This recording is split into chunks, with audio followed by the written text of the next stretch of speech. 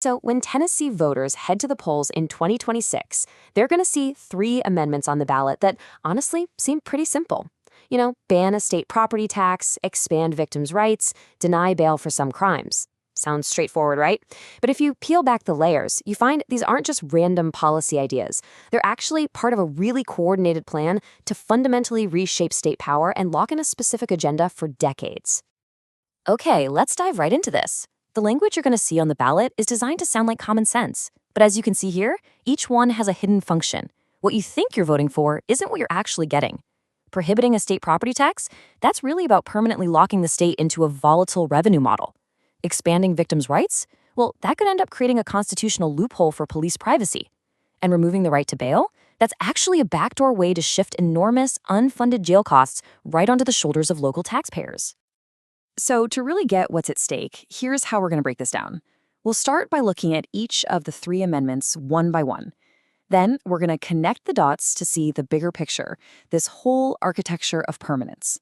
And finally, we'll look at the ultimate consequence of all this, which is basically governing from beyond the grave. All right, first up, Senate Joint Resolution 1. This is the one that proposes to ban a state-level property tax right in the Constitution. Now, here's where it starts to get weird. Look at this year, 1949. That is the last time Tennessee actually had a state property tax. It was gotten rid almost 75 years ago. And that just begs the question, right? If the tax is already gone, why spend all this political capital, all this time and effort to ban it in the Constitution? It's pretty clear this isn't about solving a problem we have today. It's about preventing a solution for a problem we might have tomorrow. The strategy here has a name. It's called preemption. This amendment is basically a fiscal straitjacket. It permanently takes away a break glass in case of emergency tool that a future government, it doesn't matter who you vote for, might desperately need during a huge economic crisis. Just imagine sales tax revenue completely tanks in a recession.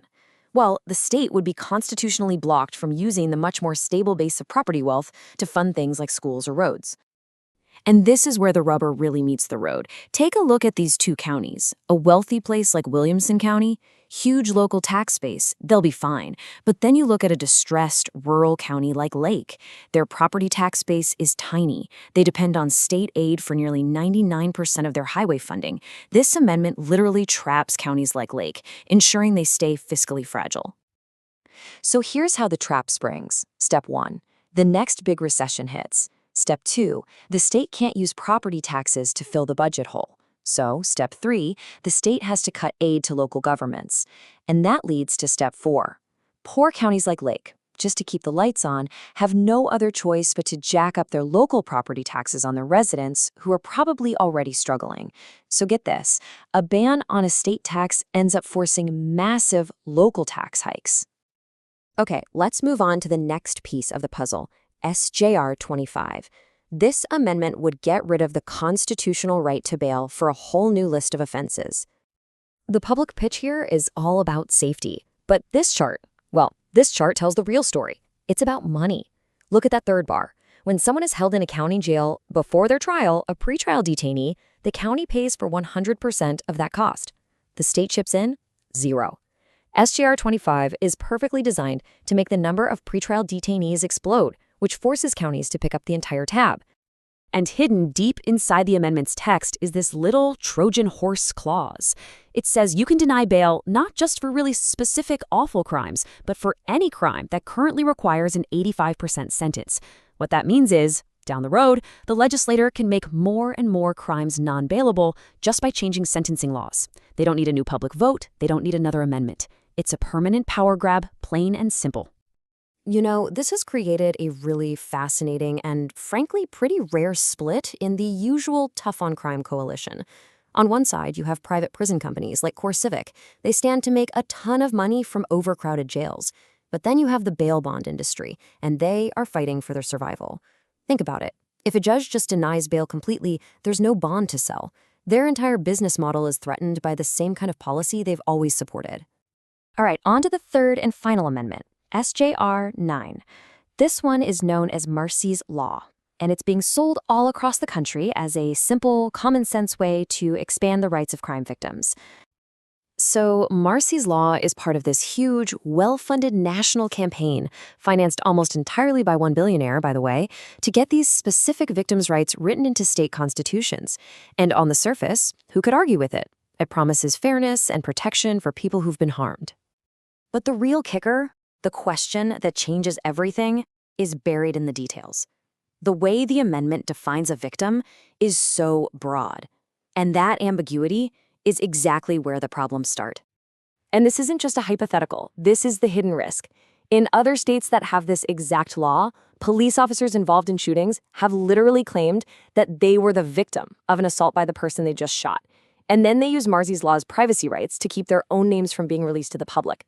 It basically creates a constitutional loophole to guarantee police anonymity. It completely undermines accountability. So when you take a step back and you look at all three of these amendments together, you start to realize these are not isolated ideas. No, they are interlocking gears in a much bigger machine. And that machine is designed for one thing: permanence. This timeline really tells the story. You see, about a decade or so ago, amendments were mostly about cultural issues. But then, around 2014, there was a big pivot toward changing the structure of government itself, banning an income tax, changing how we pick judges, locking in right-to-work laws. And the 2026 amendments, well, they're the grand finale. A trifecta that locks down fiscal policy, the criminal justice system, and government transparency all in one shot. And of course, this machine doesn't just run itself. It is powered by a whole network of players. You've got the think tanks, like the Beacon Center, and Americans for Prosperity, who cook up the ideology. You've got legislative leaders who enforce the agenda. And then you have the corporate beneficiaries, like CoreCivic, and the big lobbying groups, like the Tennessee Realtors, who all stand to gain financially by locking their pet policies into the state's most powerful document. So what's the end game here? What is the ultimate consequence of this whole strategy? Where is this all heading? Well, it's heading toward a concept called constitutional lock-in. It's when you take a constitution, which is supposed to be a flexible, living document, and you turn it into a rigid cage. You're taking the policy ideas of one particular group at one particular moment in time and making them permanent, shielding them from future elections, from new challenges, from what the public might want down the road. And the cumulative effect of all this is what some political analysts call a petrified state. It's a state where fiscal problems are basically guaranteed, where mass incarceration becomes a constitutional requirement, where public oversight is chipped away, and, most importantly, where the power to solve tomorrow's problems is stolen from tomorrow's voters. So what this explainer shows us is that the 2026 amendments aren't really about taxes or victims or bail. They are about permanence. They are a quiet, technical, almost silent effort to lock the public out of its own future. And that leaves us with one last big question. When the rules are rewritten in silence, who is left to speak for the future?